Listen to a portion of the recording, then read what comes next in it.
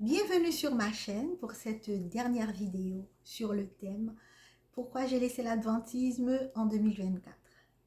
Je vous ai raconté mon parcours dans l'adventisme et c'était assez long, je l'avoue. Mais si vous pensez que je suis sortie à cause des déceptions, à cause de mes échecs, vous avez quand même raison de penser comme ça, mais ce n'est pas tout. Mais il faut aussi savoir qu'il y a des gens qui ont laissé les dénominations et encore plus laissé Dieu à cause de ces raisons-là, parce que leurs questions n'ont pas été répondues, parce que leurs attentes n'ont pas été comblées, parce qu'ils n'ont pas été soutenus, ils n'ont pas reçu l'amour qu'ils cherchaient. Il y a des gens qui laissent à cause de ça, tout simplement, sans avoir euh, un fondement sûr de leur décision. Mais par la grâce de Dieu, ça n'a pas été mon cas. Je ne suis pas sortie de l'adventisme à cause de ça. Il y a aussi d'autres raisons beaucoup plus valables encore qui m'ont poussé à faire ce choix. Et aujourd'hui, je vais vous en parler. Euh, Déjà, je vous ai dit que Dieu est venu à ma rencontre à un moment où j'étais vraiment désespérée, émotionnellement perdue. Tu vois, il m'a juste parlé à travers la parole de Dieu. J'ai compris qui il est et je vais vous en parler maintenant.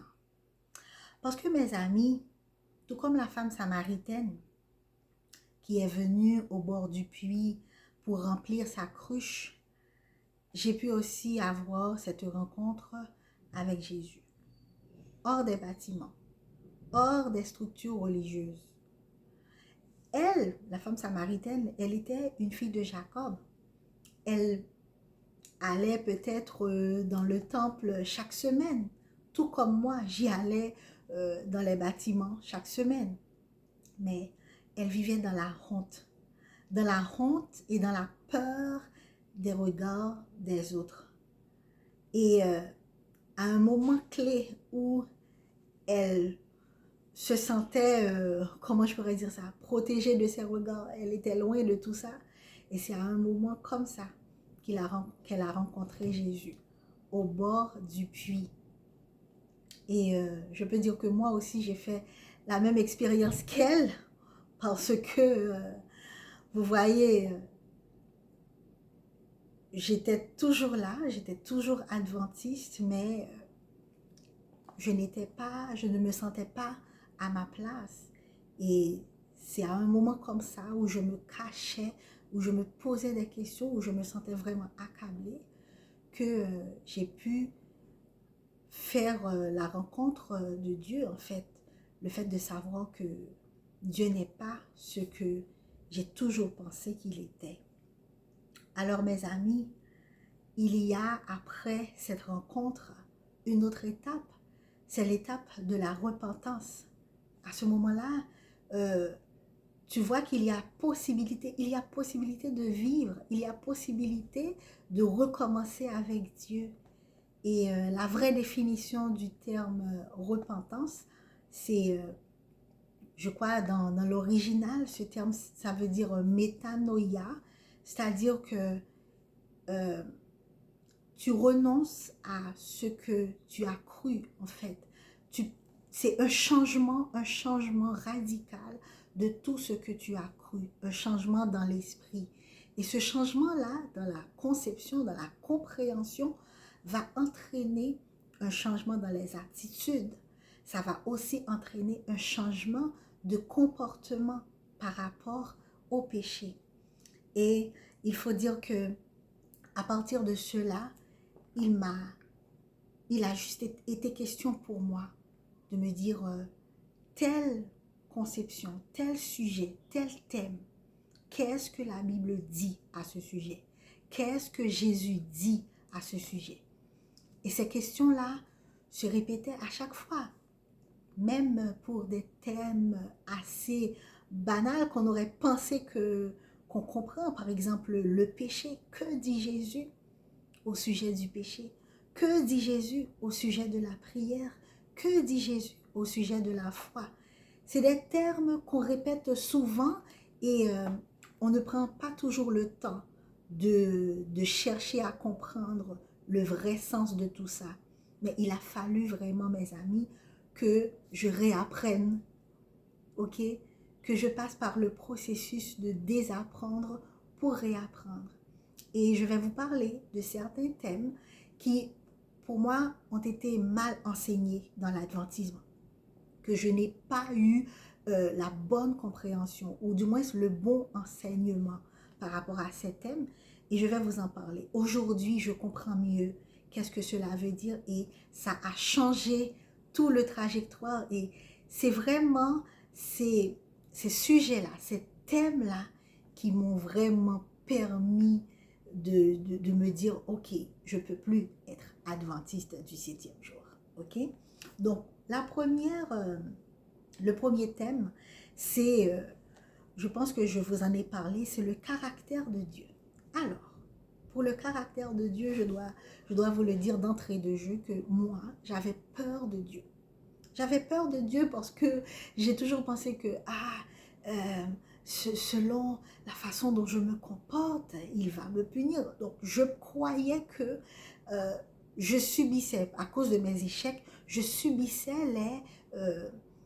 la correction de Dieu à chaque fois. À chaque fois que quelque chose ne marchait pas, je disais que bon, c'est Dieu qui est en train de me punir parce que je faisais quelque chose de mal. Donc, je vivais de punition en punition. C'était ça ma conception. Et en vivant comme ça, mon ami, tu n'as pas une bonne conception de Dieu. Tu crois que Dieu est quelqu'un qui surveille quand tu fais le mal pour te taper, pour te corriger comme un parent qui est en train de corriger son enfant avec des fouets, à lui faire du mal, etc. Donc, c'était ça ma conception de Dieu. Et j'avais peur de ce Dieu qui punit. Aussi, je comprenais que la colère de Dieu, quand Dieu est en colère, il punit, il fait du mal, etc. Et ça ne me donnait pas assez d'arguments pour répondre à quelqu'un qui accuse Dieu. Par exemple, aujourd'hui, on accuse Dieu de tous les maux dans ce monde. Dieu est responsable, il ne fait rien, etc., etc. Et moi qui croyais que j'étais en train de subir des choses que Dieu m'affligeait à cause de mon péché, je ne pouvais pas défendre Dieu parce que je me disais que bon, c'est normal, quand tu fais quelque chose de mal, Dieu te corrige, Dieu te punit. Mais en réalité, c'est pas ça. Nous ne servons pas un Dieu qui est prêt à sanctionner à chaque fois. Parce qu'il est dit dans la Bible que Dieu est amour. Et quand on va dans 1 Corinthiens 13, on voit clairement qu'il est dit que l'amour ne fait point de mal. Vous voyez tout ce qui est expliqué dans 1 Corinthiens 13 concernant l'amour, vous pouvez attribuer cela à Dieu carrément. Dieu ne fait point de mal à son prochain. L'amour supporte tout. L'amour est patient. Eh bien, c'est Dieu. Et mes amis, Jésus est celui qui vient montrer au monde qui est Dieu. Il a dit, celui qui m'a vu a vu le Père. Avez-vous vu Jésus faire du mal autour de lui? Dans l'histoire qu'on a racontée sur lui, est-ce que vous avez entendu que quelqu'un ait écrit que Jésus a fait du mal autour de lui? Et donc, si Jésus n'a pas fait de mal autour de lui, donc, ce qui implique que Dieu non plus ne peut pas faire de mal. Et à ceci, il y a eu une expérience, une scène où un aveugle muet était venu auprès de Jésus et les disciples ont interrogé Jésus pour lui demander alors, mais qui est responsable? Est-ce que c'est ses parents qui sont responsables? Est-ce que c'est lui-même qui est responsable de ce qu'il soit aveugle et muet? Alors Jésus de répondre, mais non, c'est un ennemi qui a fait cela. Donc, mes amis, on ne peut pas attribuer le mal qui arrive dans le monde à Dieu. C'est un ennemi qui a fait cela. N'oubliez pas, après avoir accaparé la domination de ce monde entre les mains d'Adam, l'ennemi de nos âmes, Satan, c'est lui qui devient le maître. C'est lui qui devient le maître de ce monde. C'est lui qui domine. Alors tout ce qui arrive de mal, ça ne vient pas de Dieu. C'est lui qui est responsable. C'est un ennemi qui a fait cela. Donc si vous vivez des difficultés dans votre, dans vos relations interpersonnelles, c'est un ennemi qui a fait cela, mes amis. C'est difficile de l'accepter, c'est difficile de l'absorber parce que nous voulons accuser l'autre qui nous a fait du mal. Mais n'oubliez pas, mes amis, cette personne qui vous fait du mal, c'est un pion entre les mains de l'ennemi. C'est l'ennemi qui est responsable de tout ça, qui est responsable de toutes nos souffrances. Ce n'est pas Dieu. Donc, en aucun cas, Dieu a envie de nous faire du mal. Dieu a l'intention de faire du mal à ses enfants, à ses créatures. Dieu ne peut pas faire de mal. Donc c'est ça le caractère de Dieu. Dieu est amour. La deuxième chose, le deuxième point, le deuxième thème qu'il fallait que je réapprenne, c'est vraiment au sujet du jugement. Mes amis, quand on parle de jugement dans l'adventisme, il faut associer à côté l'adjectif investigatif. Et quand on voit investigatif, on voit investigation, ok? Et dans le cadre juridique, quelqu'un qui investigue, quelqu'un qui fait des investigations, c'est quelqu'un qui cherche à comprendre. Alors, si Jésus est celui qui fait le jugement investigatif d'après les gens de l'adventisme, d'après Ellen G. White, alors Jésus ne connaît pas assez les informations. Il doit chercher à comprendre, il doit chercher à savoir, comme un procureur qui fait de l'investigation. C'est tout à fait erroné, parce que Jésus est Dieu, n'est-ce pas? Il est omniscient, il voit tout, il comprend tout. Alors, pourquoi Jésus a besoin de se donner de la peine à faire des investigations sur chaque vie sur cette terre? Alors, depuis, dès cette conception-là du terme investigation, on voit que quelque chose ne marche pas.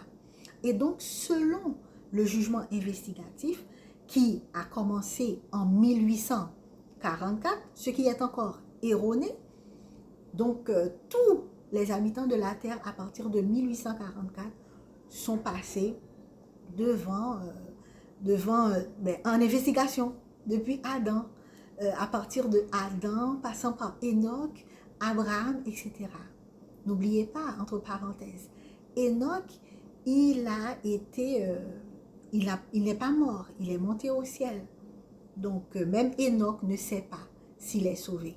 Abraham non plus, selon le jugement investigatif, ne sait pas, n'a pas l'assurance de son salut. Et donc, si ces gens-là qui ont eu un chemin avec Dieu et que la Bible en parle de leur marche avec Dieu, la Bible dit même que Abraham, il est le père de la foi. S'il n'y a aucune assurance pour le salut d'Abraham et nous aujourd'hui, donc moi, je n'avais pas l'assurance du salut. Et c'est à cause du concept de ce jugement investigatif. Je ne sais pas comment vous l'avez compris, ce terme jugement investigatif, mais pour moi, ce jugement investigatif, ça me met dans le doute, ça me met dans la confusion et je ne pouvais pas avoir la paix par rapport à cela parce que quand je me regarde, quand je regarde au fond de moi, comme dirait Corrie ten Boom, je vois le néant, je vois qu'il n'y a pas d'espoir pour moi. Et quand je suis allée dans Jean 3, verset 18, pour questionner, pour faire la même question, que dit Jésus à ce sujet? Eh bien, mes amis, la réponse est bien simple. Celui qui a le Fils n'est point jugé. Aussi simple que ça. Donc, le jugement que nous devrions avoir, Jésus l'a pris à notre place. Et s'il aurait été question pour nous de jugement, ok? Je pense que dans Apocalypse, les saints auront à demander, à souhaiter le jugement. C'est parce que il n'est pas question d'investigation, il n'est pas question de condamnation dans le cadre de ce jugement. Le jugement que nous aurons à avoir, c'est une restitution de tout ce que nous avons perdu, de tout ce que l'ennemi a pris pour nous. Donc le jugement pour nous à ce moment-là, ce ne sera pas une condamnation, mais plutôt la récompense, la restitution de tout ce que nous avons droit, en fait. Alors, cette chose-là, cette question-là sur le jugement, non, je ne m'appuie plus sur les enseignements des adventistes pour me fixer là-dessus. La Bible m'a donné la réponse. Jésus m'a donné la réponse. Aujourd'hui, je n'ai plus peur du jugement.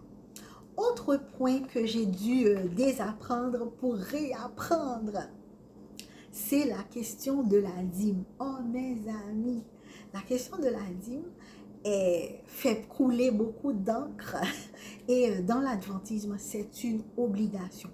Vraiment, on vous dit que la dîme est recommandée par Dieu.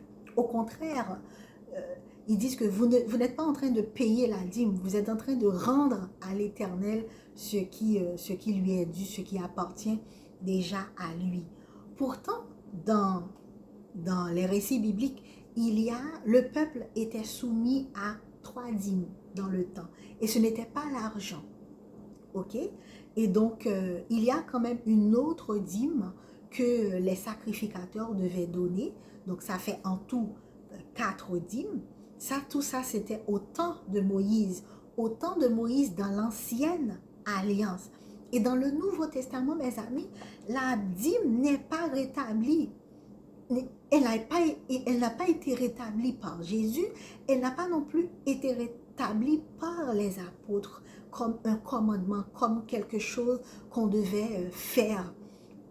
Par contre, il y a parmi les chrétiens l'encouragement. Ils étaient encouragés à soutenir l'œuvre de l'évangélisation par leurs dons venant d'un cœur désireux, tu vois, de faire le don, un cœur rempli d'amour. Il n'y avait pas de contrainte à donner pour l'œuvre de Dieu, comme il est question dans la dénomination adventiste. C'est une obligation de donner. Si tu ne donnes pas, tu n'auras pas la bénédiction qui vient avec. Et mes amis, vous le savez, hein, la grâce, le salut qui est donné par Dieu est inconditionnel. Les bénédictions que Dieu donne, c'est pas conditionné. C'est vraiment inconditionnel. C'est pourquoi Jésus dit dans Matthieu 5, verset 45, il fait lever son soleil sur les injustes et sur les justes. Vous voyez? Donc ce que Dieu donne, il ne demande rien en retour. Donc voilà, pour la dîme, ça c'est un point qui est changé dans ma tête. Je ne peux plus m'appuyer sur l'enseignement donné par l'adventisme parce que c'est vérifié dans la Bible. La dîme n'est plus d'actualité. On donne avec cœur joie pour l'œuvre de Dieu et ce n'est pas une obligation. Un autre point pour lequel j'ai dû réapprendre, c'est vraiment la question de sola scriptura. Ok? Parmi les 28 croyances de l'Église adventiste, ils prônent sola scriptura. D'ailleurs, ils le disent, hein, nous croyons en la Bible seule. Mais dans les faits, c'est pas ça, mes amis. Dans les faits, c'est pas ça du tout. Déjà, Ellen G. White, elle a écrit tellement de livres. Je ne sais pas pourquoi elle a écrit autant de livres. Et on a dit qu'elle a eu plus de 2000 visions. Oh, mes amis, je ne sais pas pourquoi. J'ai l'impression que cette dame ne dormait pas. Elle a eu toujours des visions. c'est des réprimandes, c'est des reproches, c'est des, bon, elle dit que c'est des encouragements à l'église, tu vois, des choses qu'elle voit, tout et tout. On dit que c'est sur la scriptura, l'adventisme, mais ce n'est pas ça. Parce qu'il y a toujours les textes des écrits d'Ellen G. White à côté. Et dans le guide d'études de l'école du sabbat, déjà, c'est la première chose que j'ai dû laisser tomber. L'étude du guide d'études de la Bible. On dit guide d'études de la Bible, mais ce n'est pas vrai. Parce qu'il y a la pensée d'Ellen G. White à côté, il y a la pensée de l'auteur et même les questions. Après avoir lu, ils écrivent les questions que vous devriez même vous poser. Donc, vous n'êtes pas libre, mes amis. C'est eux qui écrivent les questions auxquelles vous devrez vous poser. Donc, tout à fait dans le sens d'orienter ton esprit vers leur doctrine, vers ce qu'ils veulent que vous croyez. Et je pense que c'est ce qu'il y a, c'est ce qu'on appelle l'endoctrinement en fait. Donc, celui qui accepte Jésus devait être un chrétien autonome à ce sujet. Puiser dans la Bible seule. Déjà, ils le disent, mais ils ne le font pas. Donc, le chrétien est appelé à dépendre uniquement du Saint-Esprit. Autre chose que je devais désapprendre, c'est la question du don de prophétie. Oh, mes amis, vous savez, dans Luc 16, verset 16, c'est clair. C'est très clair que la loi et les prophètes ont subsisté jusqu'à Jean-Baptiste. Donc, après Jean-Baptiste, il n'y a plus eu de prophète, du moins pour l'ancienne alliance. Parce que, après, c'est Jésus. Et il est clairement expliqué dans Hébreux 1, verset 1. Après avoir autrefois parlé à vos pères par les prophètes, le Seigneur, il parle par son Fils.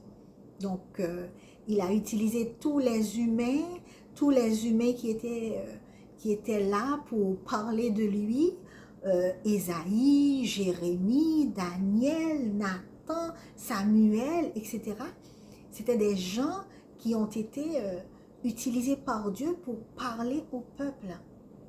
Donc, après cette ère, jusqu'à Jean-Baptiste, c'est Jésus. Dieu nous parle par son Fils.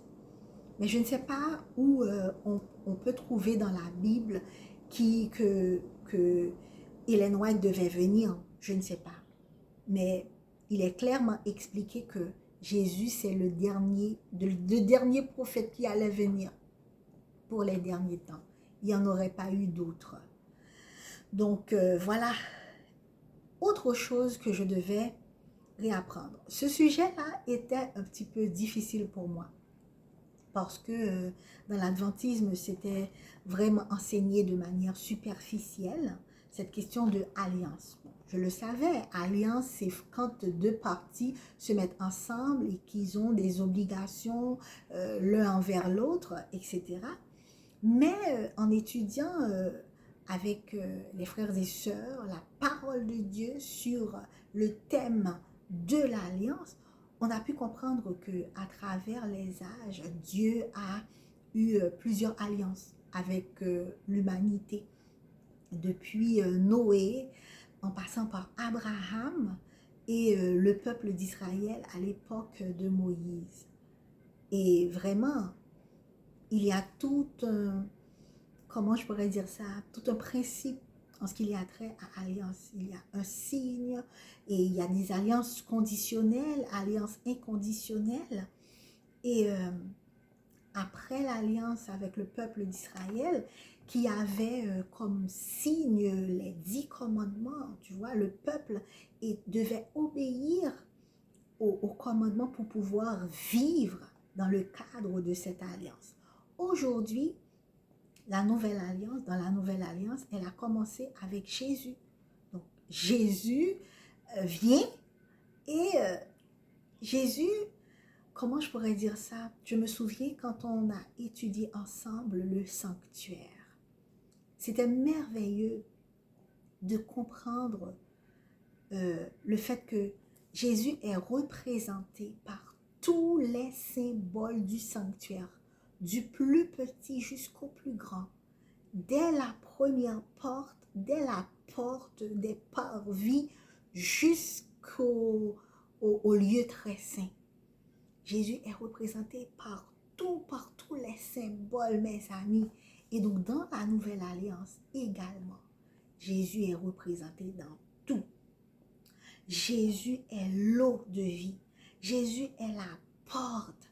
Jésus est le cep. Jésus est la lumière. Jésus est le pain. Jésus est le sceau. Jésus est la parole. Jésus est l'alliance même, mes amis. Donc, il n'y a aucun moyen d'être perdu en acceptant Jésus, en croyant en lui. Il n'y a aucun moyen d'être perdu. Parce que il est tout. Nous chantons toujours le chant « Jésus est tout pour moi ». Je crois en créole, « Jésus c'est toute bagaille pour moi ». C'est vrai, mes amis. Est-ce qu'on prend le temps de considérer, pour moi, quand on dit que Jésus est tout pour nous, Jésus est vraiment tout ce que nous avons besoin pour vivre, pour exister. Jésus est tout pour nous. Autre concept que j'ai dû désapprendre pour réapprendre, c'est le concept du pastorat. Aujourd'hui, on entend parler de pasteur partout, pasteur ceci, pasteur cela, pasteur assistant, pasteur titulaire, etc. Des pasteurs partout. Et ils vont dans les écoles qu'on pourrait appeler dans le temps du peuple d'Israël, école des prophètes, je crois. Donc, ils vont dans des écoles pour étudier ce qu'on appelle la théologie pendant 4 ans ou même plus.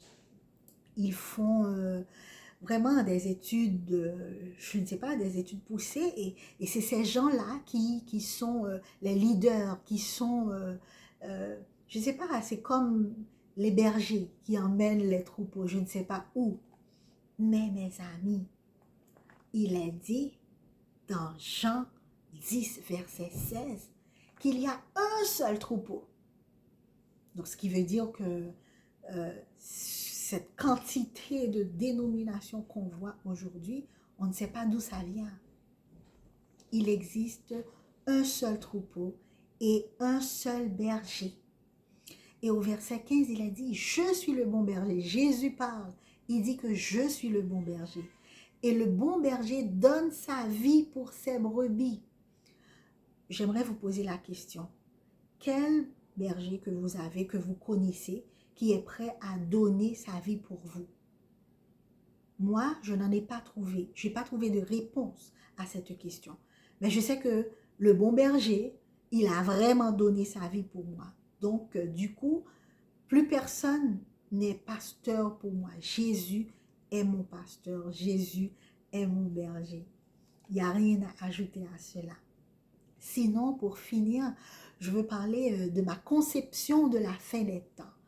J'avais très peur de cette question fin des temps. La fin des temps, on va courir, on va devoir se cacher, etc., etc., etc.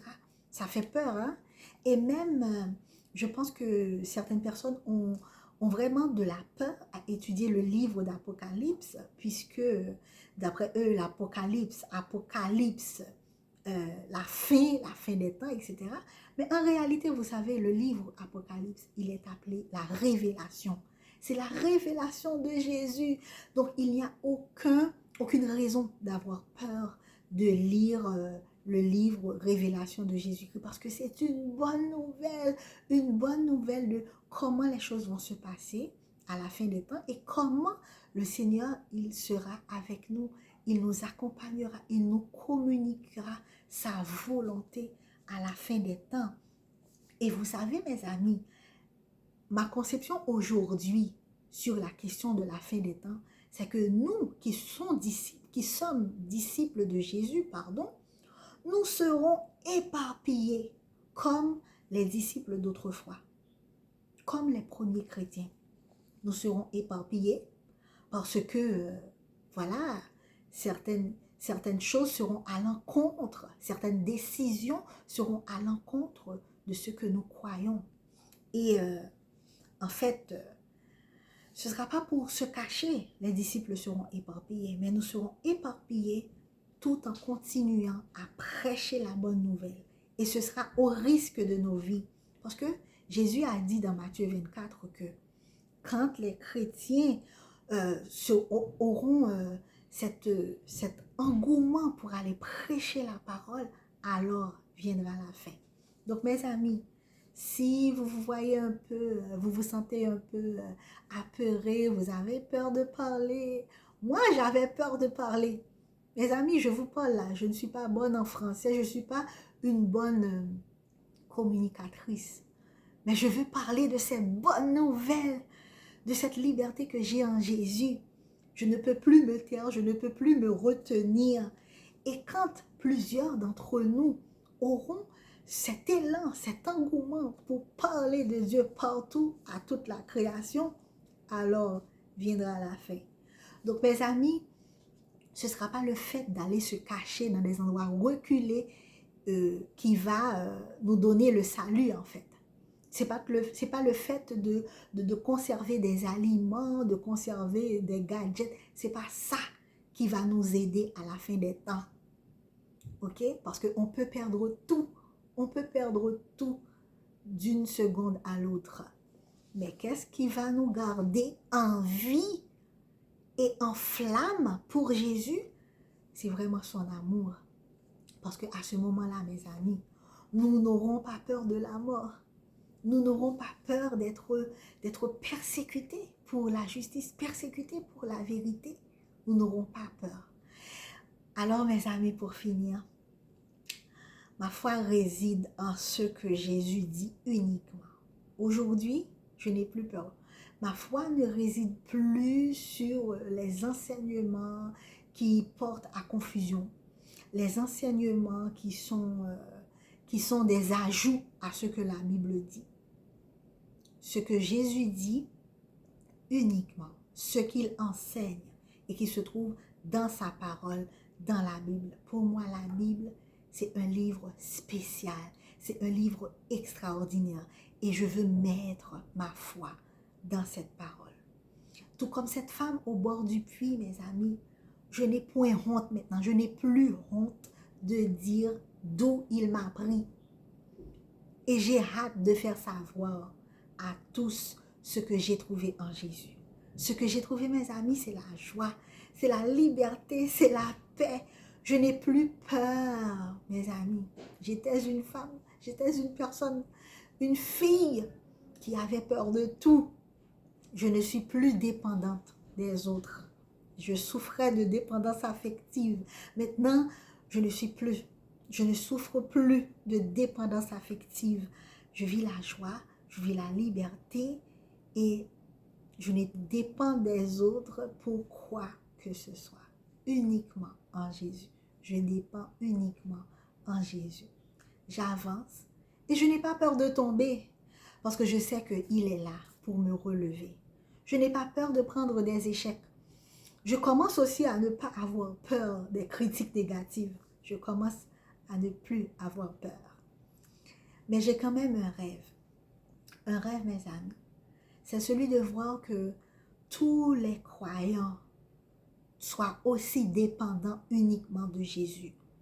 Uniquement dans les paroles de Jésus pour grandir. Pas dans ce que les gens disent. Pas dans ce que tel prophète, tel pseudo-prophète, tel pseudo-pasteur disent. Mais uniquement ce que Jésus dit.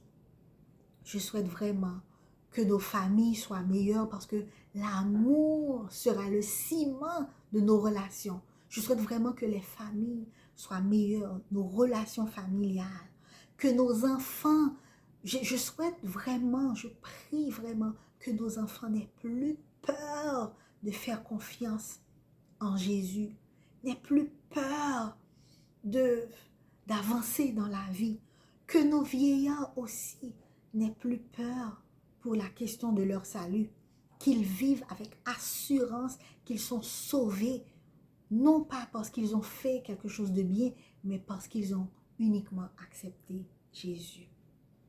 Et mes amis, au moment où les croyants auront décidé de vivre ainsi dans l'amour, les autres viendront à Christ. Les autres viendront à Christ automatiquement parce qu'ils diront, oh, combien ils s'aiment. Ils viendront à Jésus parce que l'amour règne entre nous.